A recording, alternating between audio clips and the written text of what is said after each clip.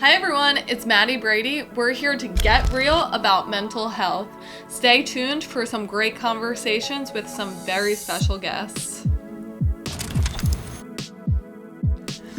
Hey everyone, we are here to get real with Sarah, and she is over 3 years sober at this point and here to tell your story. Yeah. Thanks. Of course. Well, thank you for coming on. So I would love to know just the beginning. Like, how did you even get into drinking? What did it look like in the beginning? And did you, looking back now, do you realize that it was always an unhealthy relationship with alcohol? Yeah, for sure. I think starting back at like kind of how it all started, like I'm from a very small town, so like drinking for us starts when you're like a 13, like and it's in the way of like, okay, you're someone stealing something from their parents, like liquor cabinets, you're all drinking in someone's basement. And I think like part of why it became such a problem is because it like was very centered around like social acceptance. Like for me, and like end of, I guess like you're at the end of middle school when you're 13, like it's even that young.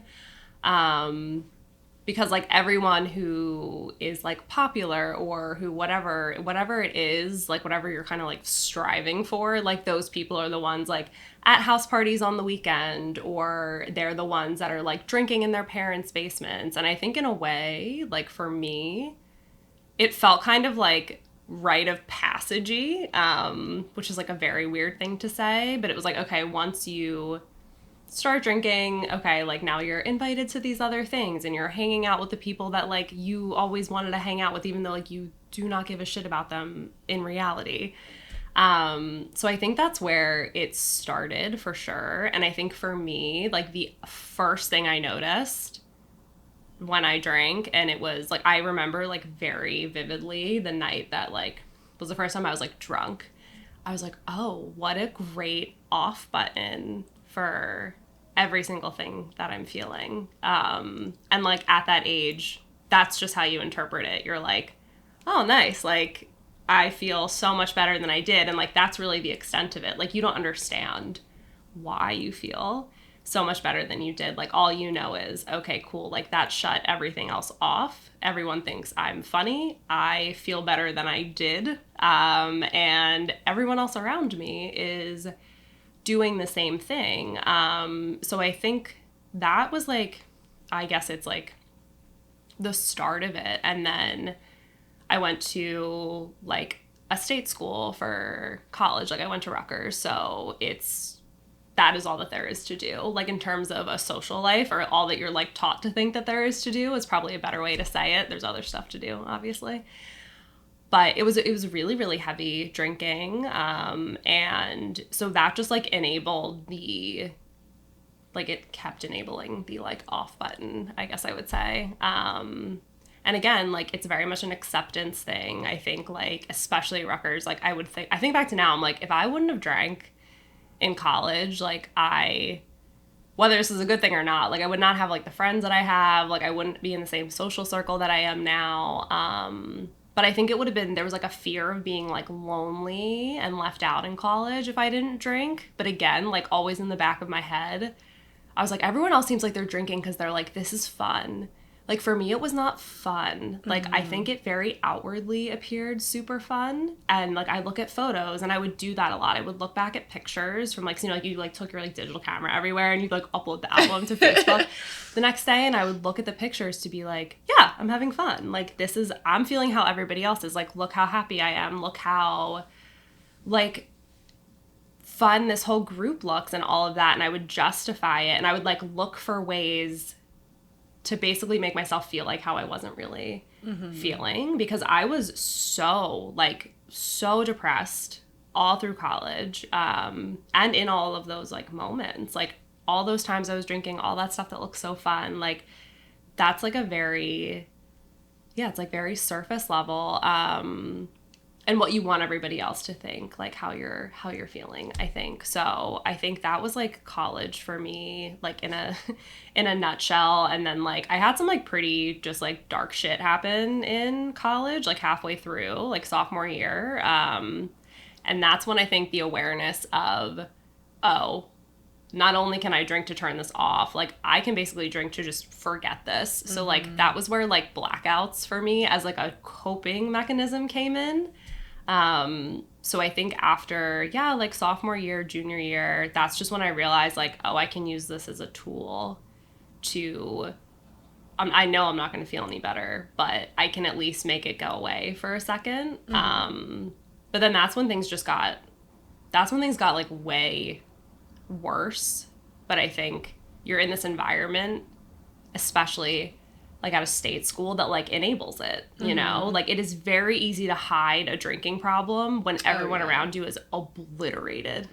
Like no one would have been like, oh yeah, she's an alcoholic. Nobody says that about somebody when you're like 20, 21, when you're in college, 22. it's everyone. Yeah, like no one says that. So you're just in this environment that is basically kind of keeping you like a million miles behind where you like want to be. But yeah, that was, I think, when I realized like I had a problem and I was like, I'm going to use this problem to avoid the other things that I don't really feel like dealing with. And then I moved to New York, and New York's the same thing. You can hide drinking problems, drug problems, like you can hide everything so easily. Even like at work, which I think was something I wasn't expecting. So I think moving to the city and realizing that, okay, everybody like goes out to happy hour after work. Like this is how I'm going to make friends. This is how I'm going to network. And I can still do this thing that I know is wrong. But it was also like what was keeping me doing it at a point. Because again, that like same fear that you have when you're younger of like, oh, I want to be accepted. It was like, now I have that fear as an adult. And it's like, I want to be accepted. I want to be respected. I want like, it's all these things I'm afraid I'm not going to have if I like don't drink. So again, it's like, I can just mask the issue if I continue like going out, doing these things. And I did that for a really long time. Like I moved to the city when I was 22, and I didn't get sober till I was 28. So it was a long time of doing that like professionally. But yeah, I think like that's like where it started and how it was able to continue, if that like makes sense. No, 100%. It sounds very similar to my journey really with it. Started drinking in high school. I remember the first year didn't seem as problematic. It was more so like what you're saying, where it just gave me extra confidence and it made me feel like I fit in better, was cooler, all of that. And then it wasn't until my second year of drinking, I actually didn't start drinking till I was 16, which was most of my friends did start drinking 13, 14. Yeah. So I was kind of a late starter to drinking. Which is wild. Yeah.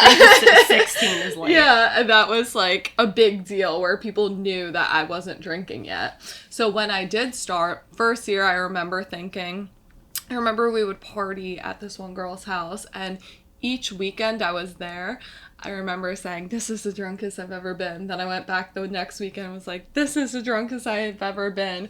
And it just felt like this extra superpower where I felt confident talking to the boys and being able to have this liquid confidence. But it didn't get as dark until year 2, my senior year of high school, when I actually developed an eating disorder. And I don't think I talk about enough the fact that a big reason that I was drinking so much was to turn off those thoughts. So really with an eating disorder, all day you're thinking about eating related, exercise related thoughts all day. Like it just does not shut off. So then when I started drinking, it just would go quiet. And it was the only time that I could escape these thoughts. So it went from coping with my eating disorder where I was drinking so much, and then naturally you start to have consequences of your drinking and maybe get yourself into bad situations. And I started to have more things happen that then I would try to forget about that as well. It seemed like the more I drank, the more I was leading myself into bad situations where things were going wrong, and then in order to forget about that, I would black out. And then it was just a repeat cycle where it was not obviously making anything better. It was just putting myself in danger more for more negative situations to happen. And then aside from that, too, I feel like the fact that I couldn't be there for my friends and family and just overall was not being a good person. Then you try to forget about that. So the pile of things I was trying to forget kept getting bigger and bigger and bigger and darker and darker and darker with my excessive drinking. And then, yeah, in college, same thing. I was super depressed, really just hitting a wall where the eating disorder was out of control. Nothing was sustainable anymore. Like, it was really, really bad. And if you look at pictures of me, you'd be like, oh my gosh, she's having so much fun. And I look back at those pictures and I actually remember like all of the thoughts I had that day where I didn't want to be there anymore and was just struggling with all these other thoughts. And then I look like the happiest girl in the world that's having this great college experience when really I had anything but that. And then I actually had to leave college because my first university, because of all the issues, I wasn't going to class anymore. I just completely stopped caring about everything. But I ended up getting sober a couple years later after quite a few more twists and turns in the story. But when you say, so I never had that experience of, I was unable to have like a corporate job or any sort of job of a serious nature while I was drinking. What was that like? Yeah, those years? Yeah, it's like so wild to think back on like how long and how many jobs that I like showed up to either just still drunk, like hungover.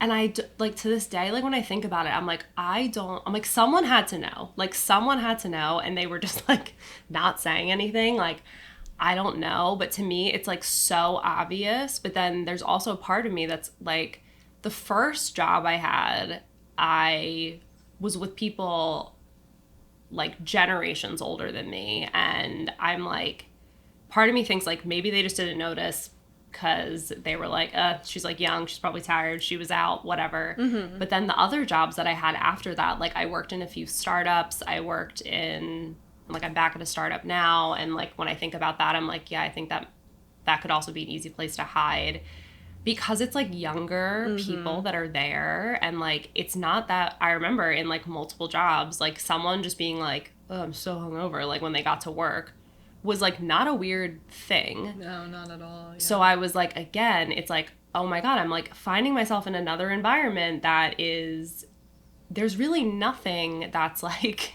threatening me to stop. And I think I needed that. I think I needed like a threat. Like I needed to know something bad was going to happen for me to stop drinking. But for me with work, that literally never happened. Because I think whether it was drinking or like Coke, it was like everybody did these things like after work, at work events, at like retreats, whatever it might be.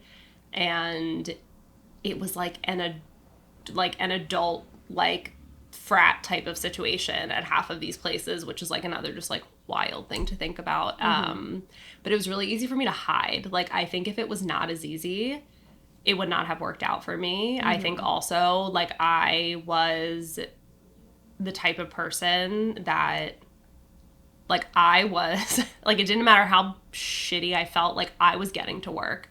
Like, I would get off the subway, like, 3 times on my way to work to, like, throw up if I was super hungover or still drunk. I'd get back on. I'd, like, get to the office. I'd be throwing up the whole day at the office. And, like, I was like, I just have to make sure I'm there. Like, if I'm there, it'll be fine. And I built, like, a really successful career while in, like, active addiction. Like, and I think that's something I'm still kind of, like, processing, like, how in God's name. But it's, like, so many people do that. And, like, the more people that I meet, whether it's, like, just like in person, whether it's through this like sober space in social media or if it's through AA, like whatever it is, the more people I meet, I realize like that was pretty common for a lot of people, especially in the city, like building these like really successful bases for themselves because they could like hide an issue. And like that's not to say I didn't take like a million sick days and like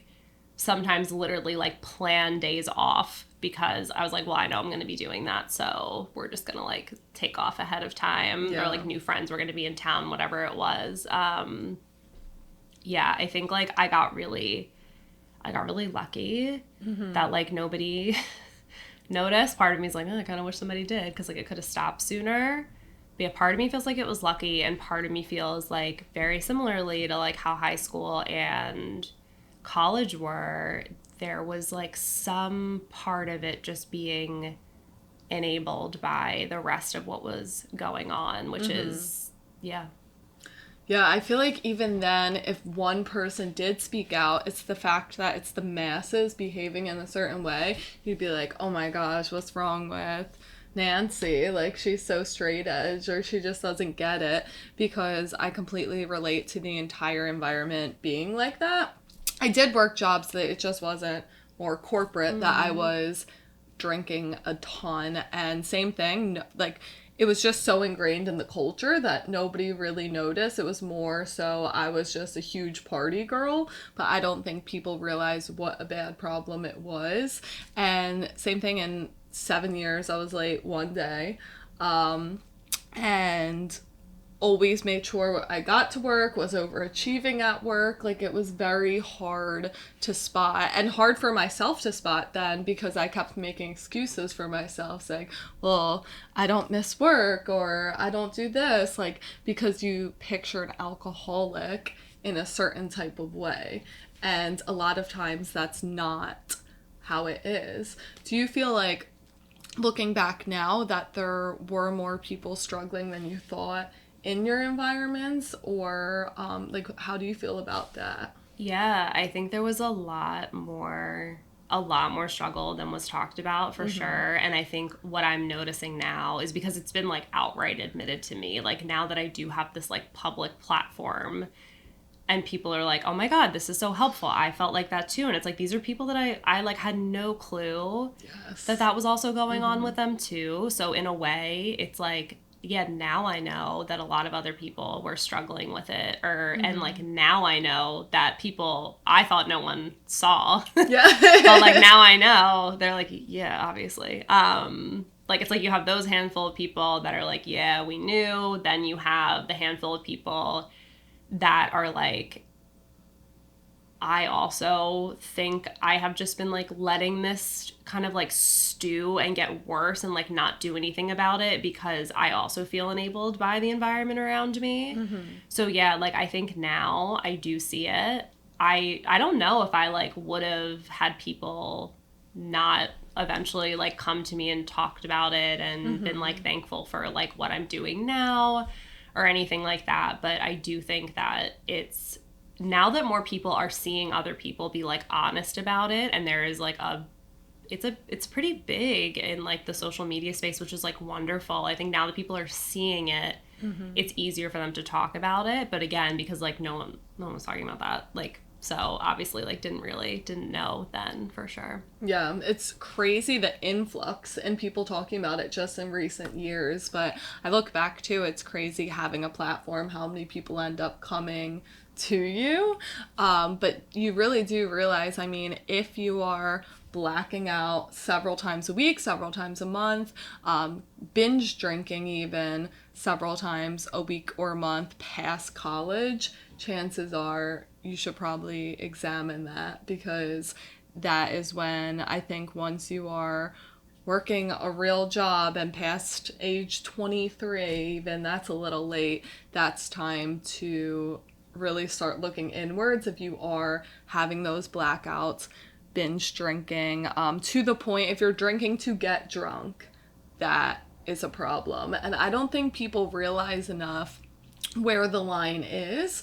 Like, I think a lot of people just go out and binge drink all night and don't really see an issue with it, where if you do not have a relationship with alcohol where you can go out and say, okay, I'm going to get 3 drinks tonight. And if you end up having 20 drinks, it's probably time to self-examine. Yeah, and I think that took me so long to realize because I think, again, I was like using those like, oh, it's a happy hour, whatever. I'm like, everyone's drinking.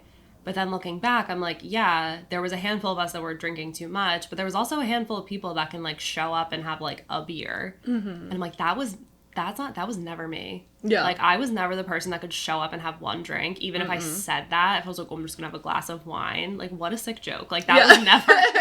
I never could either. Like, that was never going to actually happen. And I do think, like, because you're not really...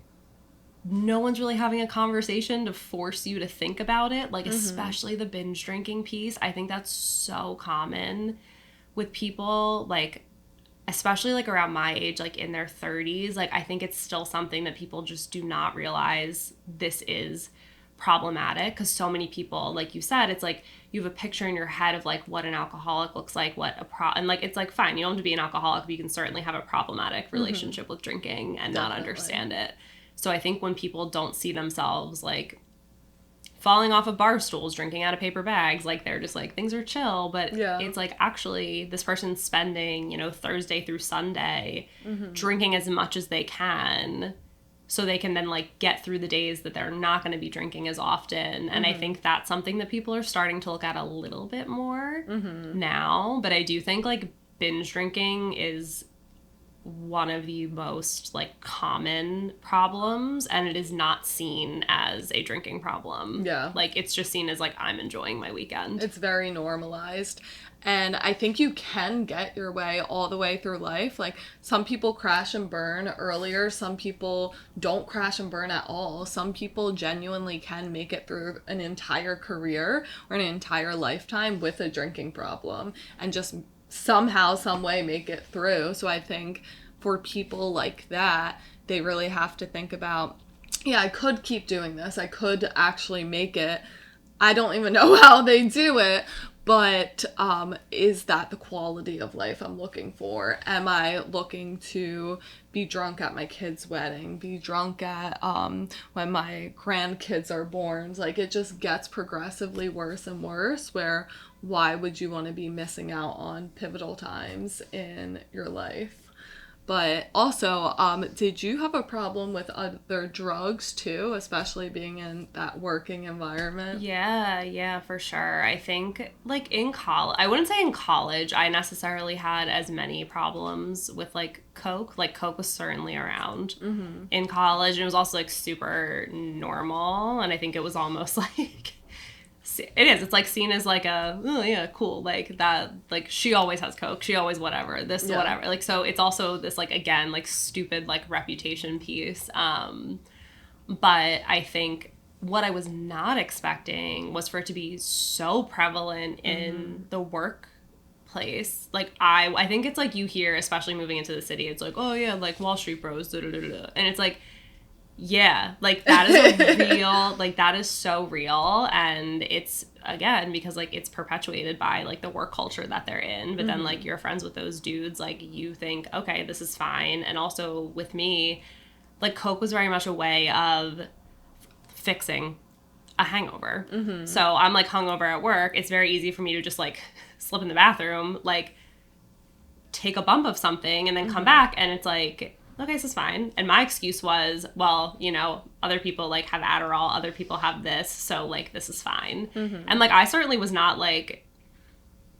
innocent to like using like that either. Like I had tons of friends with, whether they were legitimate Adderall scripts or not, like is to be like questioned. But like that too, like that was also real. I think that's getting harder to get now, but like when I was in my early working career, it was not. And like in college, not hard to get. Like I could not tell you one finals week, one anything that I got through without like heavy drinking and having heavy Adderall use. And then like just that come down like after it, I think like makes you realize, oh, I'm going to need to do this again when all of that happens.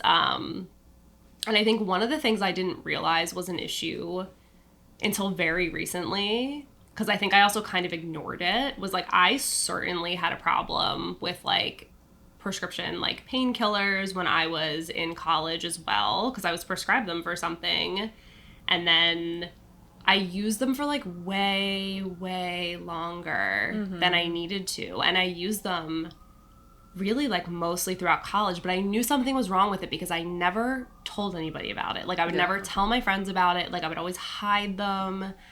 I would like, I had to get a therapist. Yeah. I was like forced to get a therapist basically in college. And I remember bringing it up to her, and she was like, wait, why do you still have that? And I was like, I don't know. Like, I just still have it. Like, and it's really easy to go back and be like, I still feel like this or whatever. But then people like, I don't know who these people are, but like it became like more common for people to be like, oh my God, like painkillers, yikes. Like that was like, no, we can't be doing that. And like people cracking down on like writing those scripts, whatever it was, that lessened. But then in college, because of like how bad, like I didn't know that's what it was then, but it was like certainly PTSD because of how bad that was getting. Like I was also prescribed benzos. So I was so dependent on those for years, like so dependent on them, because it's not like I don't know how to explain like the feeling. It's like very different than like a painkiller. Like you don't feel sick really after like taking benzos. Like you're not like, I like need to find another one. Like it's not like, and I think because of that, at least for me, my experience with it, because I didn't have that like, I don't know, need to like find another one or whatever, I was like, it's fine. Like, it's fine that I'm using this to totally just like numb out. Cause that's what they do. Like they really shut your head off. But I had to get like weaned off of them because I was using them so much, especially when I had first moved to the city, like got weaned off of them. And then like, but like I have like horrible panic attacks. So they're like, look, when you're having a panic attack, this is really the only thing that's going to like zap it out. So I had to like relearn how to like use them safely, which was a really crazy experience. But like now I can say like, yeah, like I can, like that is something I can use safely, and like I'm pretty open like about it, that like I do, like if I am having a panic attack, I'm obviously like, I can't, what am I gonna do? Like I'm not gonna like end up in the hospital every time I have a panic attack. But yeah, I think that the other two things that were big problems for me, and like were definitely like painkillers for when I was younger, and then Coke just really up until the day that I stopped drinking. Like that was one of the reasons I also just decided to stop drinking too, was because of how much like Coke I was using and being so shady about it. So shady. Like I would like see other friends go to the bathroom, do it, and like I would like make it a point to call them out like about doing that. Like while you were doing it too. Like I would make it a point because I'm like, no one's gonna think this is what I'm doing if I'm calling other people out about it. Using projection. Oh my God, like wild projections. Like some of my best friends, like would literally be like, you're an idiot, that's so stupid, why would you, whatever. Like my now husband, like every time they like had people over, it was always such a thing, and I would like act like he doesn't do any of that, or did. Like he's like I don't know how he like made it through life, but he did without getting into any of that. But I would be like, that's so disgusting. Like I would make it a point to be like, ugh, like I need everyone to know how stupid I think this is. That's crazy. And then like hide it for myself, because it was like such an easy thing. That's like one of the easiest things to hide in like your bag, like you know, and then you can call everyone else out for it. But yeah, that was my method for like coping with that problem, was I'm gonna call out everybody else that I see doing this, because that's wild. Wow, I wouldn't even think of that, really. It's crazy. Like I was crazy, but that's why you wouldn't think of it. Well, cocaine was a huge problem with myself too. I actually never did any other drug. Like tried weed in high school, had a massive panic attack, never went back. Like, those types of, I was all about trying to feel up. So naturally, weed just did not agree with me or what I was trying to get out of the experience. So I actually somehow, some way had, because looking back, I had zero self-awareness. So I don't know how I had this one shred of self-awareness where I was offered cocaine for years and I'd be like, oh, like I get really addicted to things. But at the same time, I had no idea that I had an alcohol problem. But I was like, I don't think it's a good idea for me to try. I don't think so. So I went a couple of years without trying it. And then one particular night, I was with a group of people that I feel like I was trying to impress a little bit. And I was always curious. In the back of my mind, I was always curious. And then the second you get drunk, obviously your guard is down. But I remember people telling me that in a blackout, I said no to it. So I don't even know how I got through those nights. But this time I remember having the memory of doing it for the first time and thinking like, all right, this is the perfect situation to try it for the first time. And then immediately after doing it, wanting more. Mm-hmm. Like literally immediately. And people, I remember when I started doing it here and there, people would say, oh yeah, that's normal. That's how it's supposed to be with cocaine, that you're supposed to, like, no, literally when it's not even done yet, I want more. Mm-hmm. And then it became to the point where literally the very next time I drank, I wanted it. And then there was really never a point once it was introduced, even the nights, I wasn't doing it every single time I drank, but every single time I drank, I wanted it. Yeah. So I was able to not do it some nights, but from that point on in my drinking, there was never a time I could have a single sip of alcohol without wanting it. So it just became a really bad combo, but I would only do it when I was drinking, which kind of like what you said, using it as a tool, I loved it because prior to trying it, I was having blackouts all the time. All the time was blacking out, not really remembering anything or just remembering a single shred of the night. So then when I started using it, it was like it would bring me back a little bit for however many, 30 minutes or something till you drink more and you're blacked out again. But I was using it as a tool where, okay, now I can drink as much as I want and have it bring me back where I'm not in a blackout. But I do remember I was using so much of it when I used it. Like if I started it in the night, it was just all night. It was nonstop. And then in the morning, I would have insane panic attacks thinking about how much I had and being like, how did I not overdose? How did I not die? And then I would be Googling, like, can you overdose the next day? Like, can you still die the next day from what you put in your body the night before? And I always thought, like, the next day I would start hyperventilating and having panic attacks about, like, either I should be dead or, like, I'm going to die. And just having those extreme, all the while having the extreme come down and the low. So it was, like, the worst low ever and the worst anxiety ever at the exact same time. But I think that's what ultimately led me. I have to say it's like a blessing in disguise because that's what ultimately led me to realizing it was such a problem. Because maybe if I didn't introduce that drug, it could have been several more years of my binge drinking and me making excuses for myself, because it's really easy to make excuses for binge drinking in our society, but once you start mixing other things in, I think it's a little bit easier to identify an issue. Yeah, and I think like what you said about like Googling the next morning, like, can I die from this the next day? Like, thinking about like how much you were drinking and how much Coke you were using, like you're Googling what's going to happen because of the Coke. You're not Googling like what's going to happen because I drank like no one ever has like 20 drinks and then the next day they're like, could I die from alcohol poisoning? And there's a reason that like people don't think that, because it's like it's accepted. There's not a lot of like stories around like overdosing on alcohol. Yeah. Like there's of course people that have died from drinking, but like you hear about like people that overdose on hard drugs, and because alcohol is still not in that category and is like the only socially acceptable drug, like, it makes us panic about all the other ones. Like, there is such a panic, and like, you know that like that one's wrong, you know, but you still kind of like alcohol, you're like, like, we'll figure that out at some point. Yeah. But you know that like a drug that's not alcohol, you're like, oh, that's a real problem. And it's because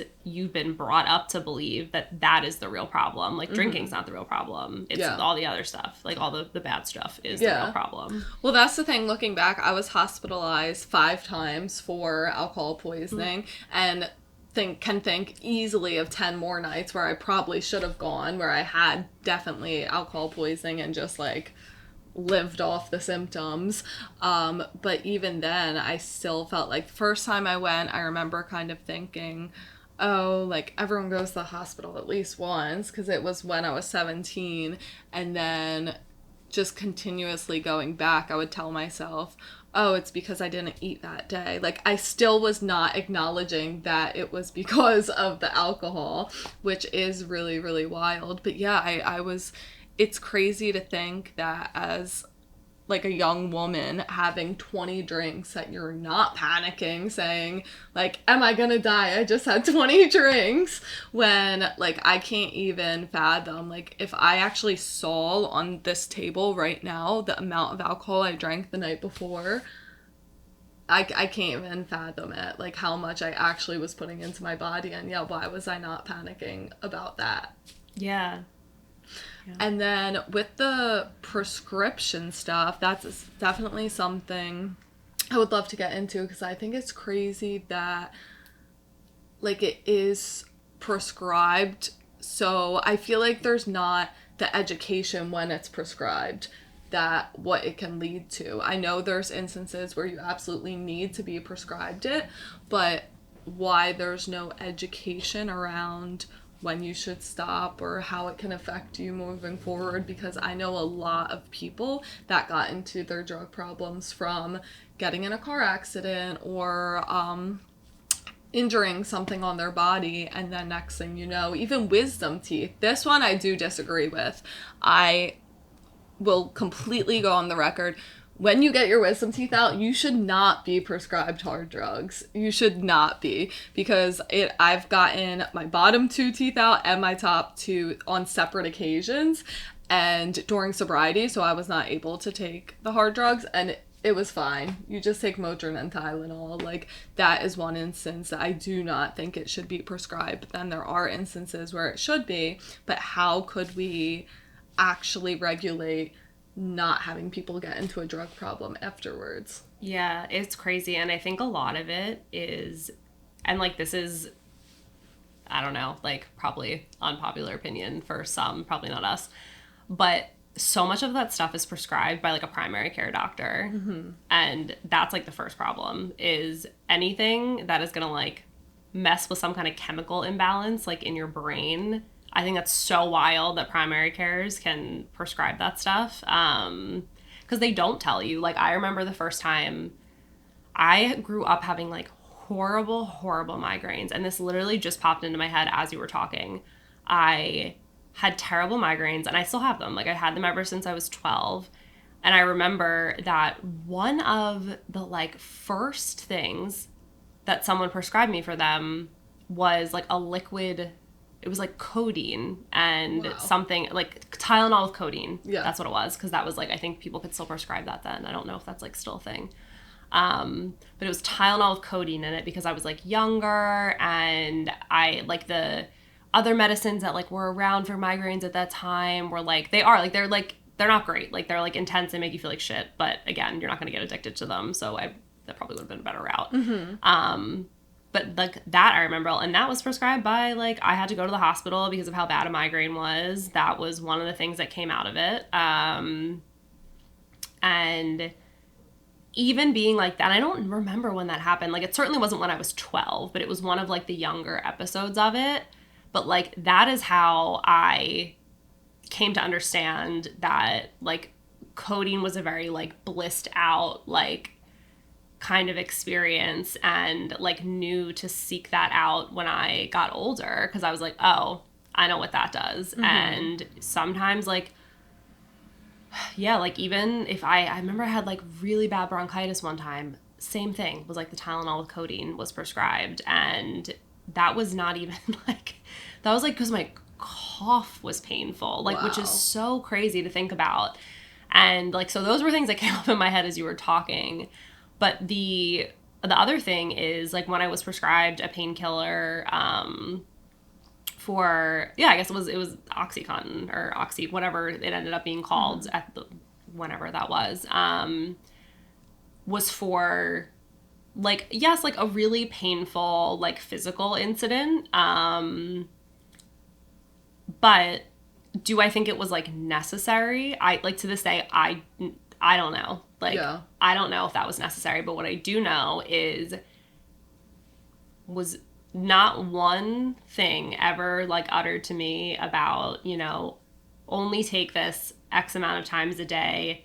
This could be a possible side effect. If you feel like this is because of that. Like, nothing. It was just like, here is this. You can take it this many times a day. Don't like, and that's it. Like, nothing Wow. about like, and like, I remember the side effects that were covered were like, you could be like all the things you want. Like, you could Yeah. be dizzy. You could feel a little like, off. And not that you like want to feel dizzy, but like, it's really, you're not dizzy. You're You're like, high. you're high. Like, that's like a fun way for a doctor to tell you side effect is you're high. High out of your mind. Like, you're just, yeah. And yeah, like, never once was that like told to me. And really, it wasn't until I started seeing a therapist and a psychiatrist, and when I started talking to the psychiatrist about like what I was like using that was a painkiller, what I was using that was a benzo, and like me knowing like, I'm not using this for the right thing, was when someone finally told, like, they finally said, well, of course, like, and this is what happens, and this is why you feel terrible when you're not taking them, because you're withdrawing. And Wow. just, but no one in my life that prescribed that ever said any of those things. Even with like, and again, like the first time I had been prescribed benzos, it was from a primary care. So I think you have to be so careful, like, who is prescribing you medicine, especially if it has anything to do with like your mental health. Like, even if it's something that's like not, even if it's like an SSRI, like your primary care can prescribe that to you, but like, I am telling you from experience, they do not know to ask like the questions of like, what else are you taking? What could this interact with? Like, how are you feeling mentally? Like, are you even in a place where you could take this, or could it make it worse? So I think like from the prescriptions of like painkillers, benzos, all the way to things that are not addictive, like an SSRI, like that is not the right space to be prescribing them. Yeah. And I'm sure like any primary care would like disagree, but that's like, I think why it became such a problem was because no one ever said you could become super dependent on these. Like, that was never a sentence that came out of anybody's mouth. Wow. Yeah. That is actually wild. And the fact that I didn't even think of this, that they don't check on your mental state at all. You could already be having suicidal thoughts, suicidal ideation, like super depressed, and then they're just giving it to you.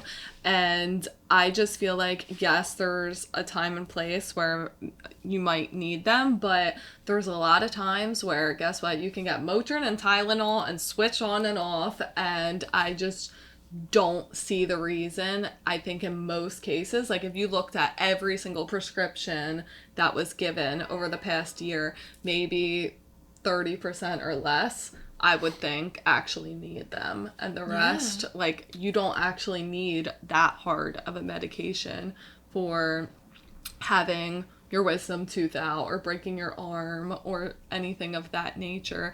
And even I try not to even take Motrin or Tylenol or really anything unless it's when it's really bad. If I have a really bad migraine or something like that, I will, but I just try to take as little as possible because I think that like big pharma and all of like the people at the top of all of that, it's so bad. I sound a little conspiracy theorist, but I think that it's honestly just the truth, because the sicker people are, the more money they're making. I mean, just the fact of that in itself shows that obviously if you're a money-driven company, which all companies are, and people are sick, people need the pills for longer. The reason they don't tell you about these things is because they want you on it for longer. They want you to come back and say, oh, it's still hurting, I need more, because at the end of the day, that's more money in their pocket.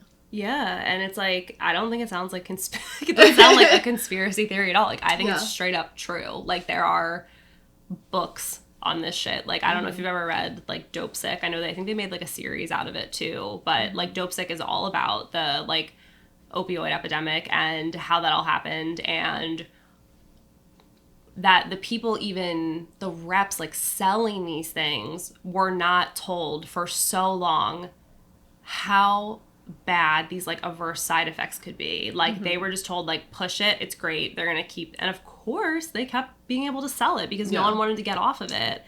And then, like, it did cause conflict, I think, for a lot of people that learned, like, what was actually happening. And then so many people are dead because of opiates. Like, it's insane. Like, I've, like, lost friends because of them, and it's because they, like, tore their ACL in high school, got prescribed it, and then they were, like, when they were feeling really not in a good place when they were 25, they were like, I remember that worked, let me go find that, and they can go get it.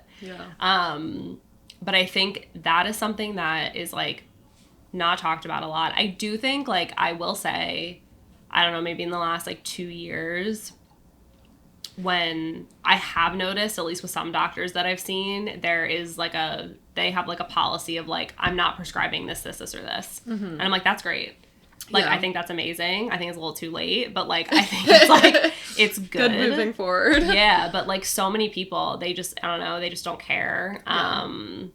Because, it puts, like, money in their pocket, and, like, they don't know that person, like, personally. So it's, like, what really does that do for them? So, it's sad. And it's the same way that, like, big alcohol works. Like, it feeds itself, and it knows who's going to keep feeding it. And so that's who it targets. And that's why it's so normal to drink for any and every single occasion. So... it's like it's a similar thing. Yeah, there were things in San Francisco right now where like an investigative journalist went, and he went to one of the centers where right now they're handing out for free, completely free, needles, all the sanitary equipment to do heroin, where if you have diabetes and need that kind of stuff, you're not getting it for free, that's for sure. But they had every single tool. They had the cookers, the needles, the armbands, every single thing to help you do heroin sanitary. And then he said to the worker there that works at this facility, he said, I think I have a problem. Do you know where I can get help? And they were unable to answer the question, which I think just speaks volumes as to what the heck is going on with that kind of stuff. Yeah, because there's so much that, like, and I get it. It's like, I understand that there's, like, you know, we'd rather you're using it safely than not. And, like, this could help you have an experience where, like, maybe you don't die. Like, I understand it. And, like, I guess, like, harm reduction side of me is, like, I get it. But then it's like, if it's being facilitated by people that can't answer that question, what's the point? Like, what is the point? What is the point of doing all of this and framing it in a way of, like, I'm trying to make this safer if you have somebody that literally cannot tell a person that needs help where to go? Even know where an NA meeting is or anything. Right, like, anything. Any info. Like, you don't have to, like, send them directions to rehab, but just, like, something, you know? Yeah, just the closest meeting. I think it's crazy, and I do understand the side that, they're making it safer and trying to help people in that capacity, but I just don't think they're actually doing it correctly or making the right moves. I think they're making the best moves financially and not the best moves to actually help someone. But so then what was really the turning point? What was the exact day you decided I'm gonna get sober? It was March 8th of 2020. I had gone out the night before and done, like, ton of Coke, was like drinking a lot, like my normal like night out. Like it was very, very standard, like nothing special, nothing new.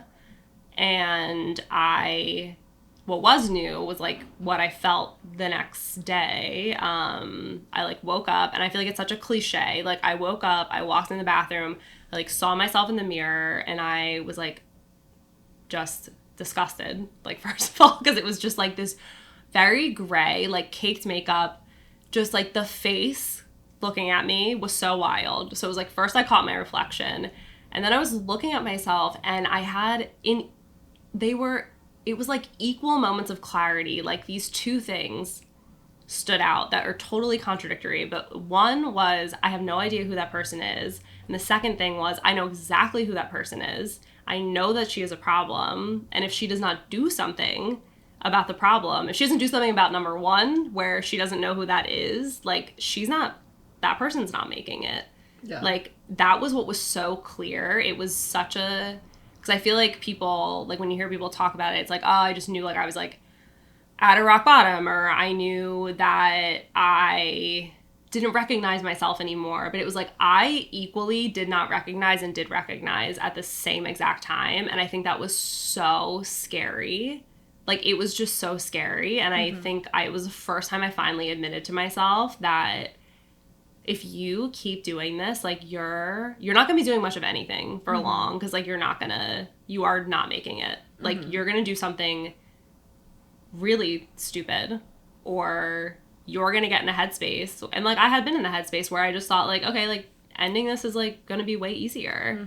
And like I knew that alcohol kept me in that headspace, and did not want to admit that part until like that day. But I think it was having like the honest whatever conversation with myself or whatever it was, that like if this keeps going, nothing keeps going. Like that was what finally, like I was like, I'm done.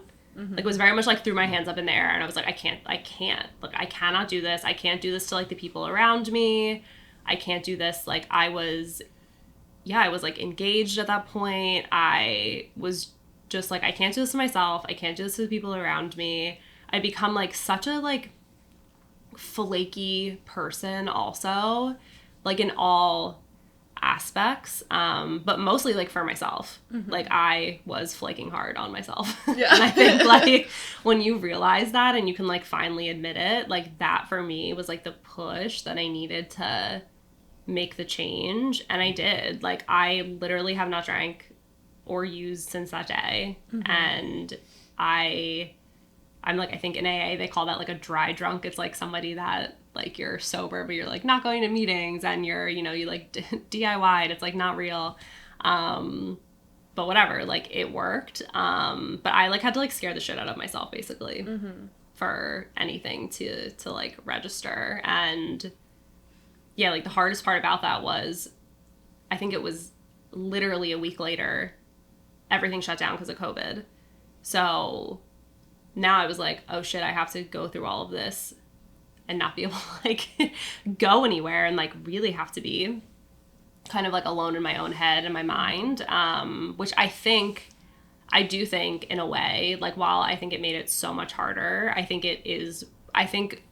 the pandemic is one of the reasons that I stayed sober, because I couldn't go to a bar. Like I could not make the excuse to like meet up with friends after work. Like I was not in a situation where I was in the office and was like, I'm not going to happy hour today, and then heard someone say, oh, do you want to go? And then like could go. Yeah. So I think it like helped me in a way for sure. But it was, yeah, like that day knowing that like I was 100% responsible, and like finally admitted I was 100% responsible is like what made it click. Yeah, that's great.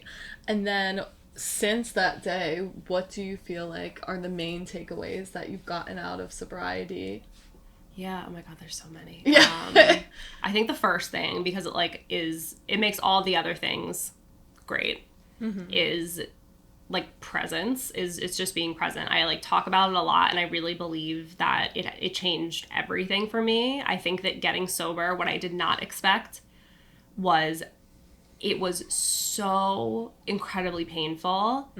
Like, it was so painful and it was so hard.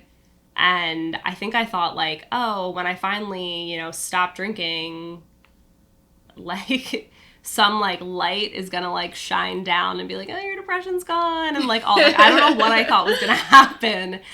But really having to, like, sit in it, that was probably the most scared I ever felt, the most in pain I ever was, like, in my whole life. But then taking a second to recognize, like, oh, like, this hurts.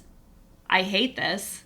This does not feel good. Like, but at least I'm acknowledging that I'm having feelings. Like, that was, so it's like, yeah, it was so scary, but that was, like, the best part about it too, was even though it was really bad, the good thing was that I, like, was feeling the bad and acknowledging the bad, which was something I didn't do for, I don't know, like 15 years. Like, I wasn't doing that. I wasn't acknowledging those things.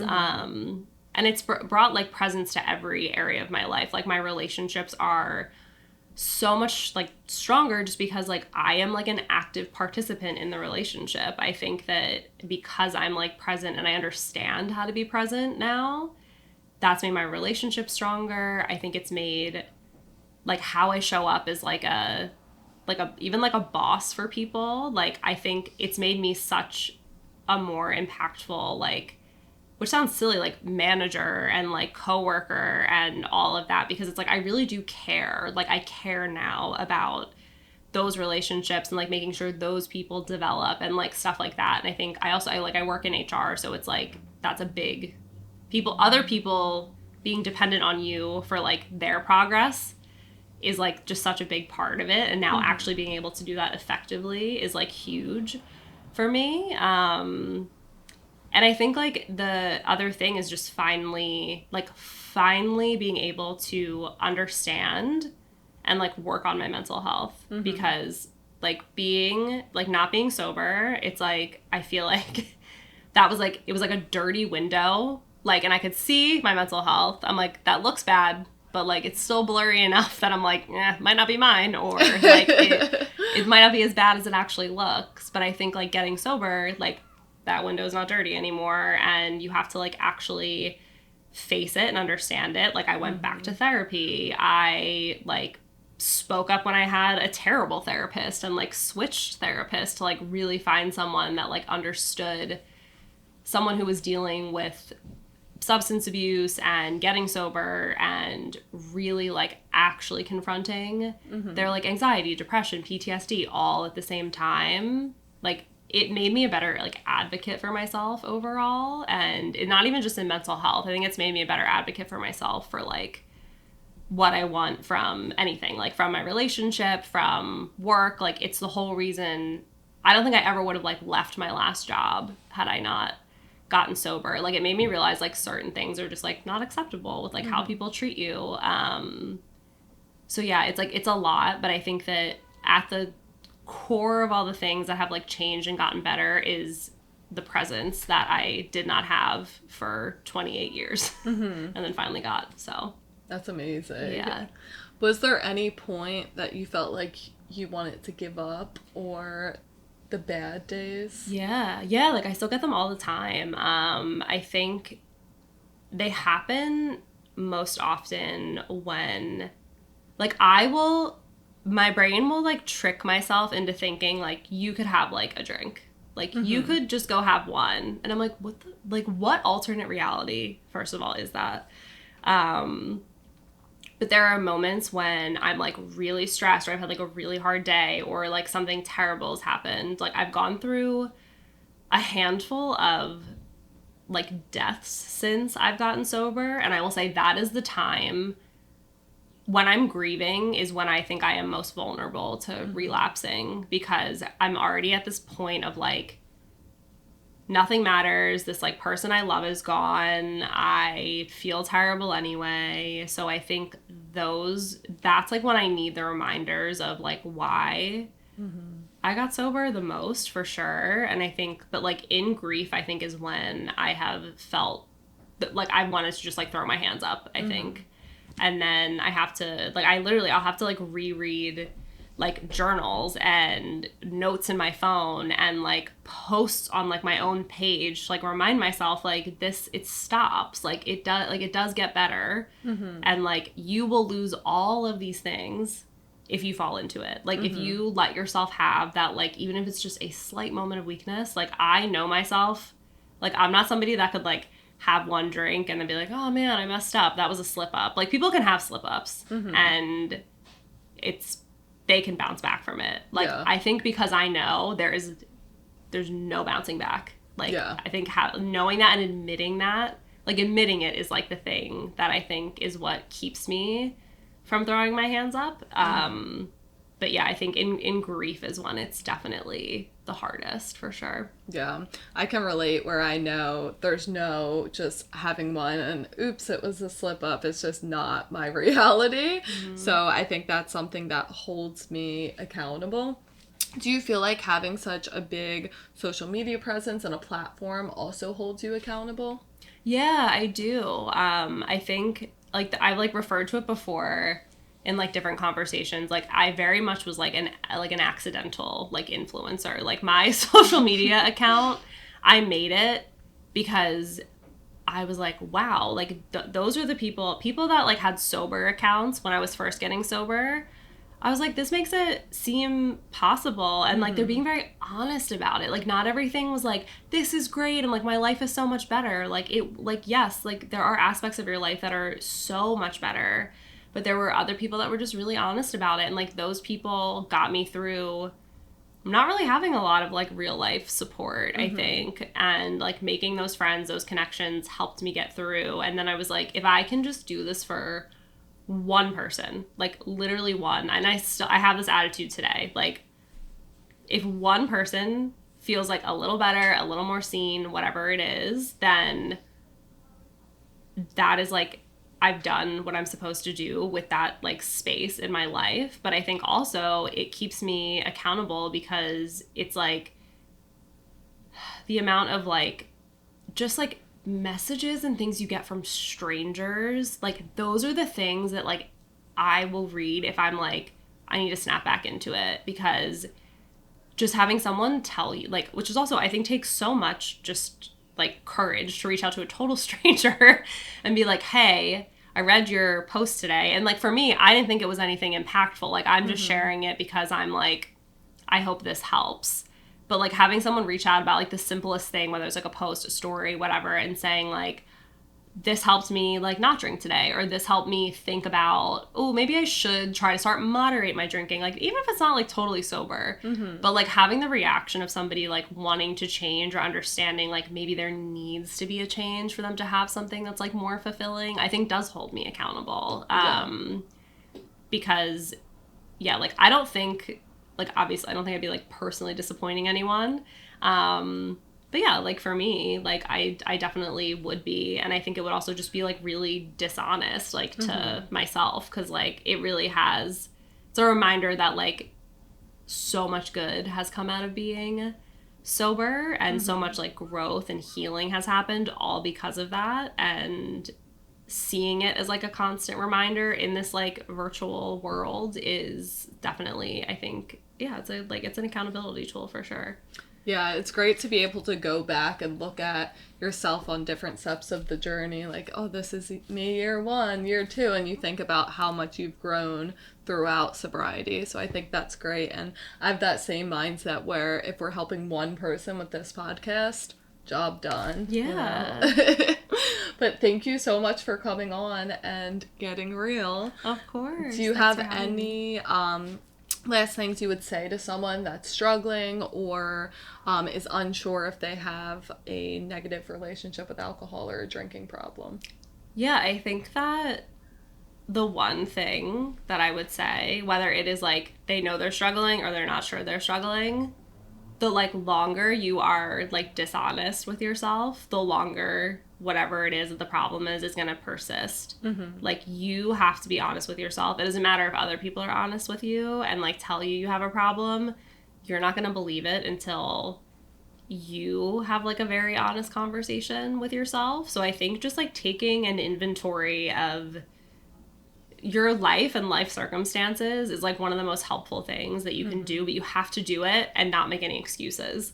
Like you have to do it with a very like, whether clear-headed or not, like you have to do it fully honest, and like you have to just like stop making excuses for things. Like that's my definitely like number one piece of it, is just like you have to be honest with yourself, or like it's not going to go anywhere. Like you have to take that is the very first step, and then you can like then you have access to all the other things, I think. But yeah. That's great. Well, thank you so much again for coming on. Of course. Thank you. Of course. Thanks for tuning in and getting real with us. Podcasts will be posted every other Wednesday on Spotify and YouTube. Please reach out via DM if you want to chat.